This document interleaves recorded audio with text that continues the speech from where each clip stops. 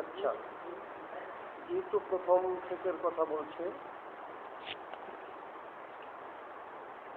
জন্মদস্য যত হৃদয়তি বিরোচ অর্থে বিজ্ঞ সরাট এনে ব্রহ্মহিতা যাদি কবয়ে মুচ্ছন্তি যত সূরয় তেজবান্মিদং যথা বিনিময় তত্র ত্রিসর্গ মৃষা ধামনা সেন সদা নিরন্ত কুহকং সত্যং পরং ধীমহি।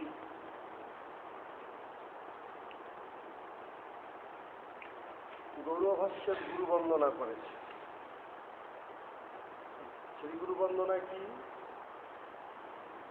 রুগ্ন বর্ণ গৌর হরি নিত্য দুয় তনুধরি রাধা কৃষ্ণ আনন্দ চিন্ময় বিভাবাব সামগ্রী নাম বিষয় আশ্রয় ধাম আলম্বন নামে পরিচয়। গুরু বন্দনা আমাদের যে গৌরীয় গুরু পরম্পরা ধারা, হ্যাঁ, এটা কীর্তন করেছে।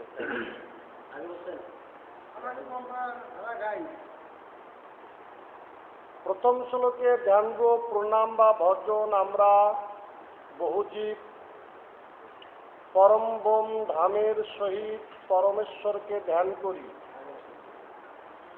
তিনি সত্য বা নিত্য, ইহাই তাহার স্বরূপ ও মুখ্য লক্ষণ। মানে কথাগুলো খুব গুরুত্বপূর্ণ, অল্পের মধ্যেই। তিনি সত্য, তিনি নিত্য। সত্য বা নিত্য। যদি নিত্য বলেন তাহলে তিনি সদা সর্বক্ষণ আছেন। যদি সত্য বলেন তবু আছে। এটাই আমাদেরকে উপলব্ধি করতে হবে। তিনি নিত্য মায়াতীত, মায়ারতীত। আমরা যদি বলি, মনে করি যে ভগবান মায়াবদ্ধ, তাহলে ভুল হবে। তার প্রমাণ কোথায় দেখিয়ে দিলেন? চৈতন্য চৈতামৃতে বলল, কৃষ্ণ হয় সূর্য সম, মায়া হয় অন্ধকার, যাহা কৃষ্ণ তাহা নাহি মায়ার অধিকার।